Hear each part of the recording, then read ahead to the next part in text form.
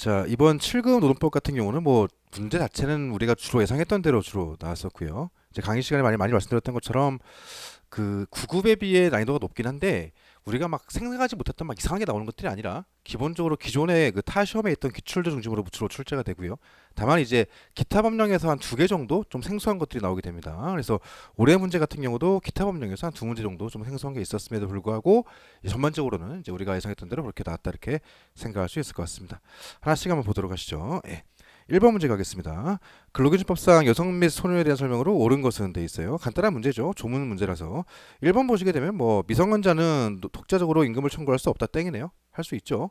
자, 두 번째. 18세 미만자의 근로시간은 7, 35 초과할 수 없고 당사 사이에 합의가 있어도 연장이 불가능하다 땡이죠. 어떻게 되어 있습니까? 7, 35, 1, 5. 쉽게 얘기하면 우리가 애기들 같은 경우는 연장 근로를 합의를 통해서 풀로 뛰어도 어른들 그 기준 근로 시간이죠. 8, 40 이렇게 맞춰지겠더라. 그래서 할 수 없다 땡이죠.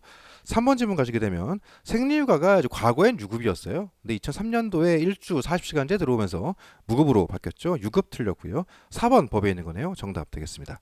2번 문제 가시죠. 근기법상 해고의 서면 통지에 대한 설명으로 옳지 않은 것은 돼 있어요. 1번 지문이 옳지 않은 것인데 이게 왜 그러냐면 한번 읽어보시면 옳지 않은 것은 1번 사용자가 그 해고 사유와 시기를 명시해서 서면으로 해고 예고를 한 경우라도 별도의 서면 통지가 있어야 된다 땡이죠. 왜 그런가요? 간단해요. 27조 3항에서 법으로 아예 입법자들이 그냥 정해놨습니다. 해고 예고를 서면으로 하면서 거기에 사유와 시기를 적시했다면 별도의 해고 서면 통지가 필요 없다. 법에 아예 있는 건데 뭐 깔끔하게 1번이 틀렸네요. 정답 되겠습니다.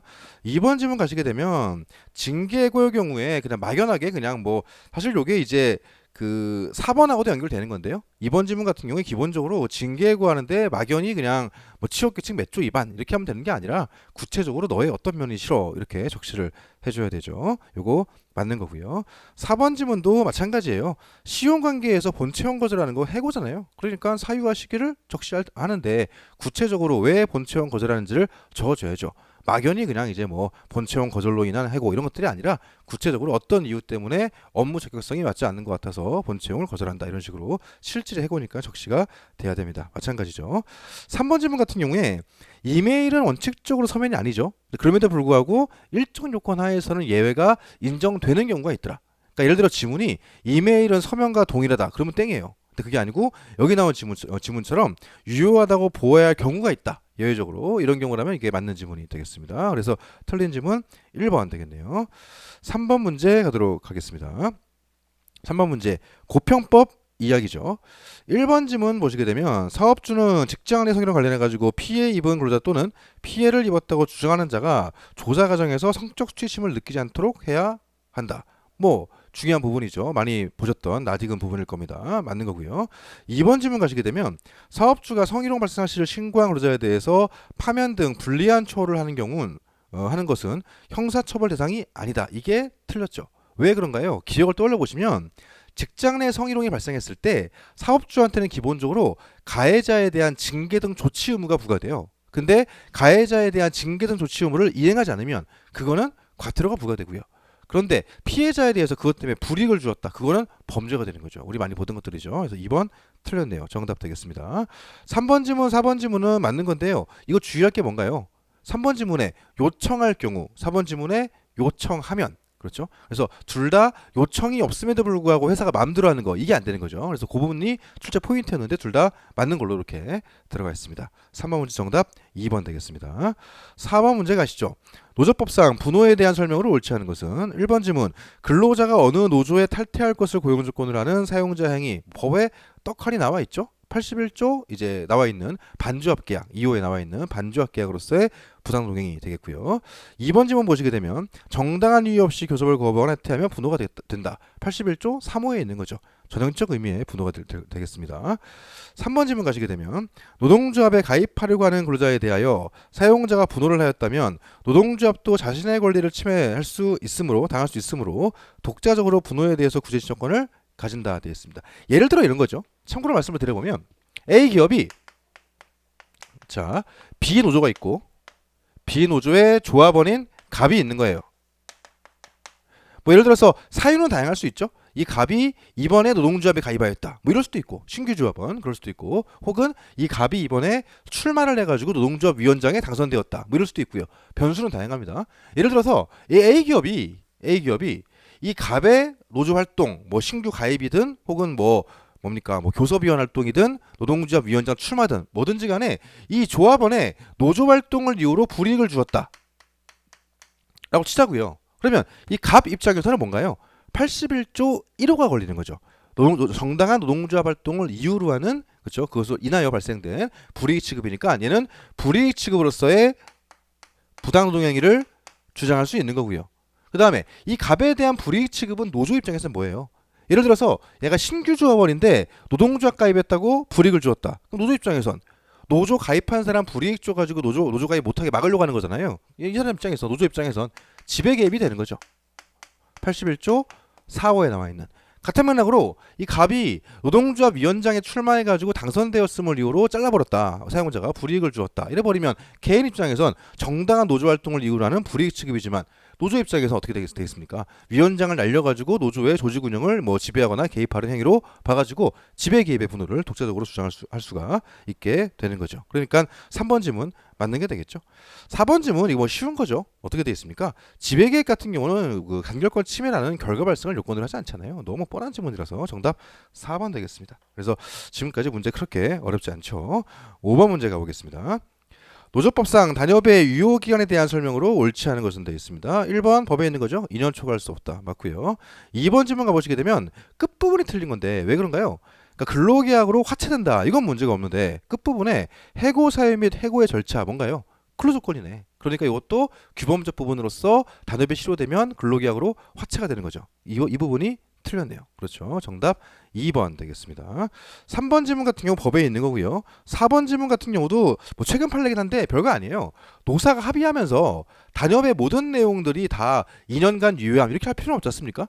단협의 내용 중 뭐는 이렇게 될 때까지만 유효함. 그러면 그때까지 효력이 발생되고 그 요건이 달성돼 버리면 효력이 상실되겠죠. 너무 당연한 겁니다. 정답 2번 되겠습니다. 6번 문제 가보겠습니다. 6번 문제. 1번 지문 같은 경우는 뭐 옳지 않은 것인데 1번 지문은 시행령에 있는 거고요. 2번 지문 같은 경우도 노조법 이사조에 있는 거죠. 그 다음에 3번 지문 보시게 되면 근로시간 면제 한도를 초과해서 지급했다. 이건 그냥 게임 끝이에요.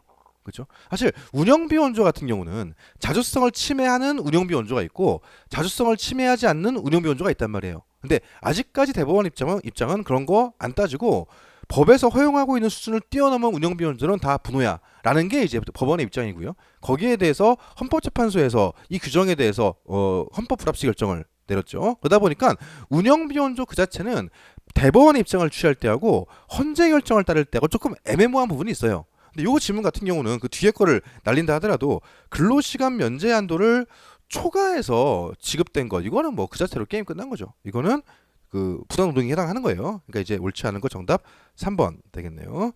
자, 4번 지문 같은 경우에 노사의 합의에 의한 경우라 하더라도 타당한 근거 없이 과다하게 측정된 급여를 근로시간 면제자에게 지급하는 사용자 행위는 그렇죠. 결국 마찬가지죠. 오케이. 요거 딱 예를 들어서 이제 그 평소에 지급하던 수준 정도의 급여가 지급돼야 되는 건데 타임오프를 적용한다 하더라도 근로시간 면제도 적용한다 하더라도 그 정도가 돼야 되는데 그걸 뛰어넘었으니까 그건 그냥 분호가 되겠습니다.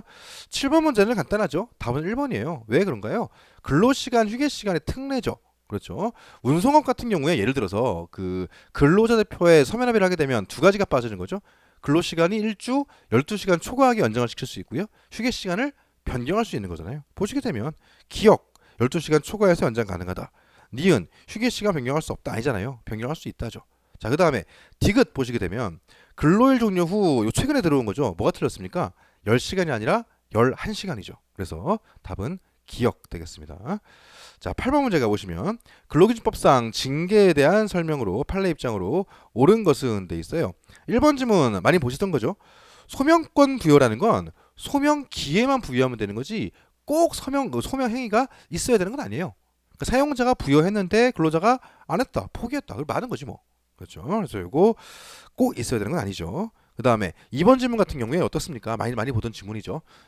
최초 징계 단계에서 예를 들어서 절차 위반에 하자가 있다 하더라도 기업 내부 재심도 결국 하나의 징계 절차인 거죠. 그렇죠? 결국 하나의 그 시스템으로 봐야 되는 거니까 내부 재심 단계에서 절차를 그 부여했다면, 기회를 주었다면 하자가 치유되었다. 그래서 절차상 하자가 없는 것이다. 이렇게 보는 거죠. 2번 틀렸습니다.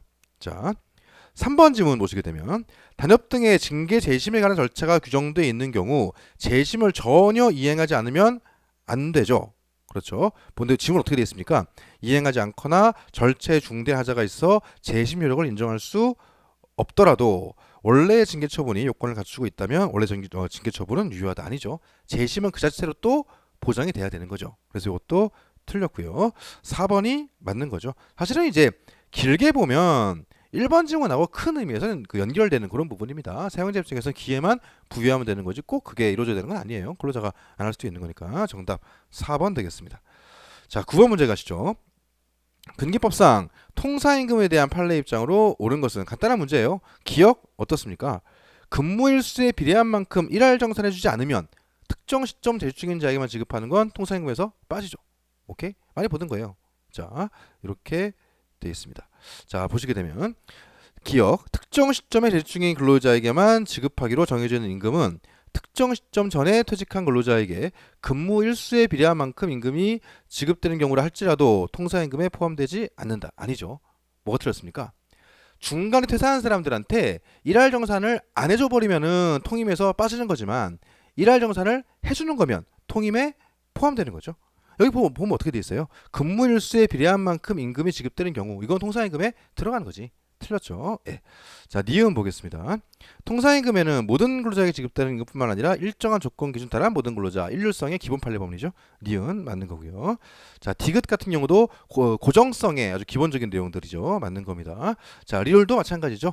그 정기성이라는 건 어떻습니까? 매월 지급돼야 되는 게 아니고 일정한 간격을 두고 계속적으로 지급되면 됨. 그래서 니은, 디귿, 리을 맞는 거네요. 정답 4번 되겠습니다. 자, 10번 가보시면 산안법 나왔습니다. 산안법. 자, 1번 질문 보시면 사업주와 근로자는 산업안전보건위원회가 심의 의결한 사항을 성실하게 이행해야 하고 이를 위반한 자는 벌금에 처한다. 사실은 공부하시는 분들 이게 명확치 않았을 수 있어요. 이게 벌금 같기도 하고 과태료 같기도 하고 애매했을 수 있습니다. 일단은 넘어가 보죠. 2번 질문 보시게 되면 산업안전보건위원회는 산업안전보건에 관한 중요 사항을 심의 의결한다. 이 문제 없잖아요. 맞는 거죠. 자, 세 번째, 산업안전보건위원회는 근로자와 사용자 같은 수로 구성된다. 너무 당연한 거죠. 이것도 문제였고요. 4번 질문, 산업안전보건위원회는 취업규칙에 반하는 내용으로 심의 의뢰서는 안 된다. 이것도 맞는 거잖아요. 우리 강의할 때 뭐라 그랬습니까? 왠지 산업안전보건위원회나 혹은 산업안전보건관리 규정 이런 것들이 왠지 취업규칙보다 우위에 있을 것 같은데 실제로는 취업규칙 밑에 있다. 이런 얘기 많이 했었죠. 그럼 우리가 보시게 되면 1번이 벌금인지 과태료인지 막 긴가민가 하더라도 2, 3, 4번이 확실히 맞는 지문이니까 정답은 1번 되겠죠. 1번 정답이 되겠습니다. 벌금이 아니라 과태료예요. 예. 자, 11번 가보겠습니다. 기간제법 문제인데요. 다른 것들은 다 법에 있는 거고요. 3번이 정답이에요. 복리후생에 관한 사항도 기본적으로 차별금지 사유라고 법에 나와 있잖아요. 이것도 너무 되게 쉬운 문제라서 이렇게 넘어가시면 될 것 같습니다. 12번 산안법도 나왔는데요. 이걸 일단 보시게 되면 우리가 주로 많이 봤던 부분에 나온 출제되는 그런 문제가 되겠어요. 자, 1번 보시게 되면 사업주는 사업장의 그 산업 안전보건을 유지하기 위해서 안전보건 관리 규정을 작성하여 각 사업장의 게시자와 갖춰두고 근로자에게 알려야 한다. 너무 당연한 거죠.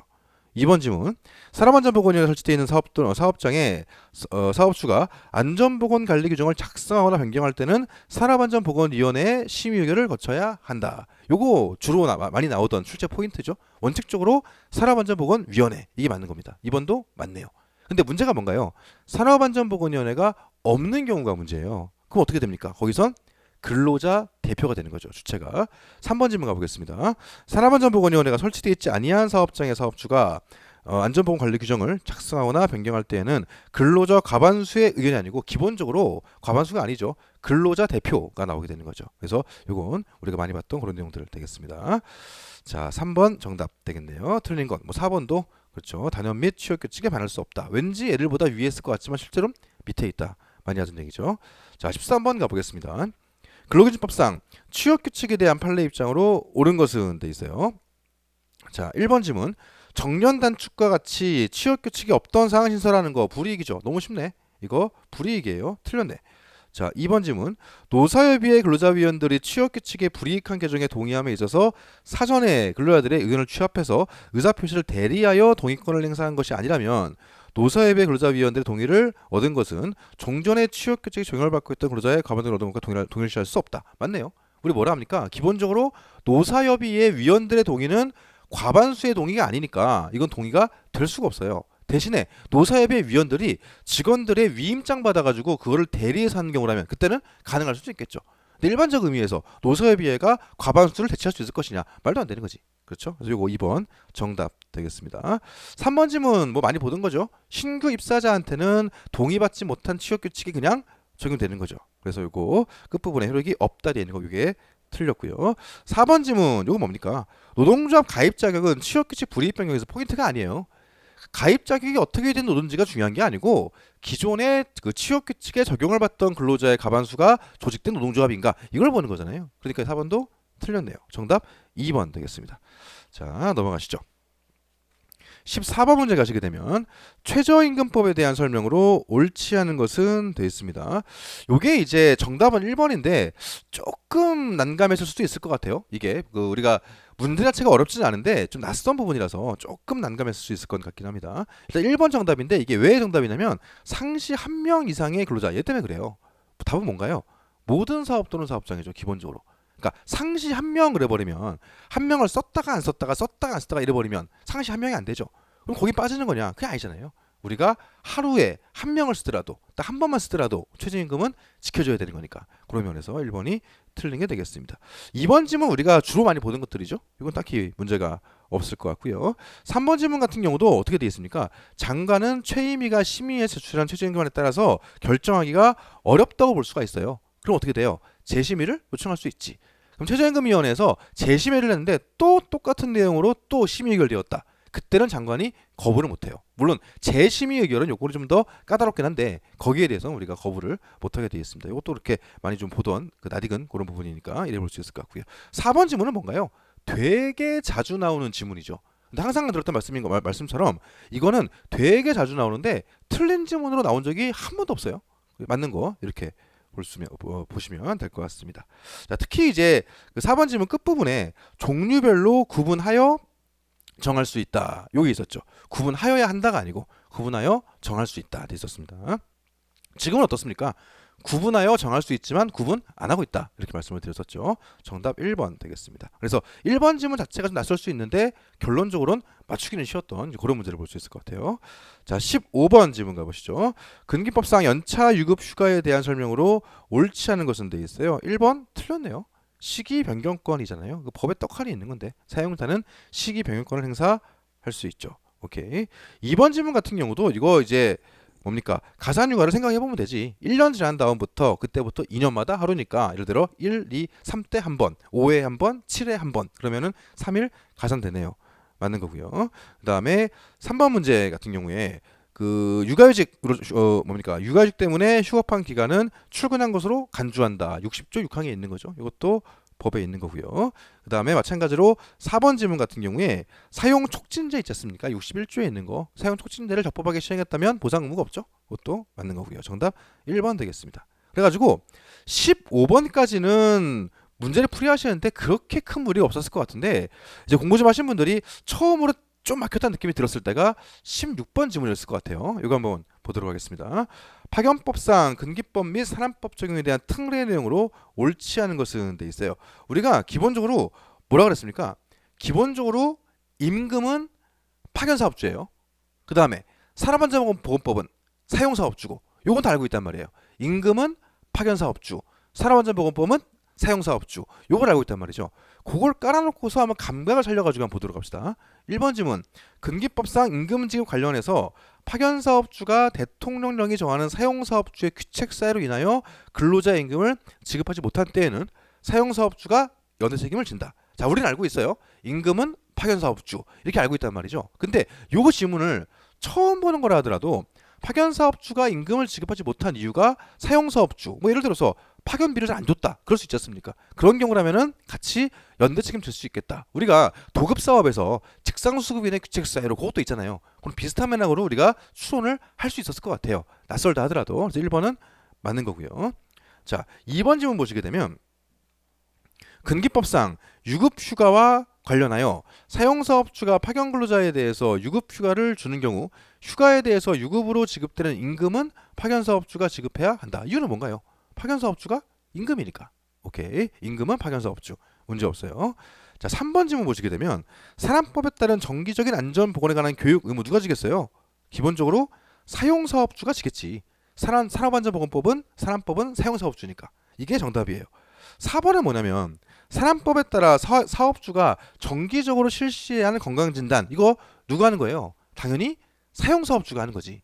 하지만 여기 뭐라고 달려있냐면 그 중 노동부령으로 정하는 진단에 대해서는 되게 예외적인 거죠. 요게 법에 있어요. 원칙적으로는 사용사업주가 지는 건데 특정한 사항에 대해서는 파견사업주가 하도록 그렇게 돼 있습니다. 그래서 요게 감각이 좀 좋은 분들은 풀 수 있었을 것 같은데 요게 조금 그 15번까지 문제들의 좀 쉬웠던 부분에 비해서 16번에서 처음으로 좀 막혔을 수 있겠다 이런 생각이 좀 듭니다. 실제로 16번은 정답률이 그렇게 높지 않을 것 같아요. 생각보다 다른 지문들에 비해서는 그렇게 좀 생각이 됩니다.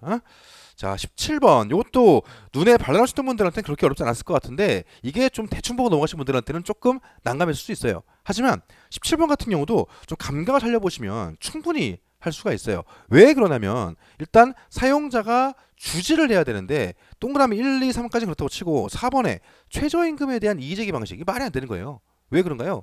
이미 최저임금이 시행돼 가지고 지금 하고 있는데 그거를 사업주가 사용자가 나한테 이렇게 알려주는 건데 주지해 주는 건데 내가 어디다 이의제기하겠어요? 뭐 예를 들어 뭐 사용자의 최저임금 위반 행위 그거는 뭐 노동부 징정 들어가는 거고 그런 것까지 사용자한테 주지 의무가 있다고 생각하기는 좀 어려움이 있겠죠. 그러다 보니까 이거는 감각으로 풀 수 있는 충분히 풀 수 있는 그런 문제가 되겠습니다. 그래서 요 부분을 눈에 발라놓으신 분들한테는 뭐 하나도 안 어려운 문제인데 조금 간단히 보고 넘어가신 분들한테는 좀 낯설 수 있었거든요. 근데 이거는 곰곰이 생각을 해보시면 뭐 아무것도 아닌 그런 문제가 될 수 있겠죠. 자, 18번 문제 가겠습니다. 이것도 많이 보던 문제예요. 뭐가 정답인가요? 2번이 정답이죠. 항상 드리는 말씀이죠. 노동법에서 효력 정지 원칙은 절대 없어요. 모든 게 다 무조건 효력 부정지 원칙. 그렇죠? 여기는 정지된다 땡이네. 2번 정답 되겠습니다. 자, 19번 가보시죠. 옳은 것은 돼 있어요. 자, 1번 질문. 노동조합이 조합원들의 의사를 반영하고 대표자의 교섭 및 협약 체결 업무 수행에 관한 적절한 통제를 위한 경우라도 규약 등에서 내부 절차를 거치도록 하는 등 대표자의 체결하는 행사를 절차적으로 제한하는 것은 허용되지 않는다. 자, 어떻게 되면 됩니까? 우리가 소위 말하는 뭐 인준투표제라고도 많이 불리는 것들이 있는데 자, 이런 겁니다. 노동조합 규약을 통해서 대표자의 체결 권한을 제한하려고 그래요. 두 가지가 있는 거죠. 자, 전면적, 포괄적 제한이 있고 자, 대표자의 체결 권한 제한을 하는데 전면적, 포괄적 제한이 아닌 경우가 있어요. 이걸 한번 우리가 나눠서 생각을 해보시면 이렇게 생각할 수 있겠죠. 예컨대 우리가 교섭을 하는 시즈를 생각해 보시면 이렇게 나눌 수 있는 거예요. 교섭의 개시 시점이 있고 이때가 교섭 도중이라고 하겠습니다. 여기가 합의에 이른 후 노사 간에 이런 거예요. 이미 합의가 끝났고 사인만 하면 돼. 이런 상황에서 개시 시점에서 총회 열어가지고 조합원들의 의사를 반영한다. 아무 문제 없죠. 중간에 총회 열어가지고 현재까지 교섭 상황에 대해서 조합원들한테 보고를 한다. 아무 문제 없죠. 얼마나 민주적이에요. 근데 문제가 뭔가요? 합의가 됐는데 합의의 가부에 관한 인준을 받는다. 이게 안 되는 거죠. 즉 전면적 포괄적 제한이 3번이고요. 여기 그림으로 치게 되면 얘가 1번하고 2번이에요. 판례 입장이 할 때 얘 노조법 29조 1항 위반으로서 인정 안 된다. 얘 효력 인정된다. 이런 식의 제한 규정은 가능하다. 이런 거니까 요거 이렇게 볼 수 있을 것 같습니다. 그래서 허용되는 경우가 있죠. 전면적 포괄적 제한이 아니면. 자, 2번 질문 보겠습니다. 위임한 경우에 위임이냐 할 수 있냐요. 많이 보던 거죠. 중복하여 경합적으로 남아있다. 문제 없네요. 2번 정답 되겠습니다. 자, 3번 문제 보시게 되면 원칙적으로 초기업 노조의 기업 단위 지부지회 분해는 교섭권이 없지만 예외적으로 독자적 규약과 집행기한 가지고 독립된 조직체로 활동한 경우라면 예외적으로 인정되죠. 그래서 틀렸고요. 그 다음에 네 번째 어떻습니까? 정리해고에 관한 노동조합 요구 어떻습니까? 교섭 대상이 원칙적으로 안 되죠. 그래서 요거 틀렸습니다. 자, 정답 2번이네요. 마지막 문제 20번 가보겠습니다. 1번에서 바로 나오네요. 이게 허가죠. 허가. 몇 년 동안 하게 됐습니까? 허가. 3년마다 갱신을 받아야 되죠. 그다음에 장관에게 허가받은 이후에 중요한 사항을 변경하게 되면 또 허가, 중요하지 않은 사항을 변경하면 신고 이렇게 되어 있습니다. 그래서 전반적으로 올해 문제 같은 경우는 작년 7급 기출 같은 경우는 오히려 더 좀 쉽게 나올 걸로 예상을 했었는데 생각보다 어려웠고요. 올해 같은 경우는 작년에 경험이 있다 보니까 좀 더 어려워질 수도 있겠다라고 생각을 했는데 그에 반하면 뭐 생각보다 무난하게 이렇게 출제가 됐습니다. 그래가지고 보통 예상했던 게 이제 일반적으로는 우리가 보통 보던 내용들 서두에 말씀드렸던 것처럼 그 정도 예상하면서 좀 낯선 지문들이 기타 법령에서 한 두어 개 나오지 않겠냐 요 정도 예상을 했었고요. 조금 걱정했던 게 그 수준이 많이 어려워질까봐 걱정을 좀 했었는데 생각했던 것보다는 뭐 그렇게 많이 어렵진 않았던 그런 난이도다 이렇게 생각하면 될 것 같습니다. 그래서 제가 생각할 때는 16번 정도가 좀 비교적 많이 어려웠던 지문인 것 같고요. 그 다음에 17번 정도도 조금 낯설 수 있는 그런 지문이고요. 그 정도를 제외하고는 그렇게 어렵지 않았던 그런 문제들로 볼 수 있을 것 같아요. 그래서 웬만히 공부하신 분들이 제가 볼 때는 한 80점 정도는 무난히 받을 수 있지 않았을까 생각이 들고요. 뭐 약간의 운과 그런 것들이 작용되었다면 90점 이상도 충분히 누릴 수 있었던 그런 애가 아닐까 이렇게 생각이 됩니다. 예, 시험 보시느라 수고 많으셨고요. 좋은 결과 기도할게요. 수고하셨습니다.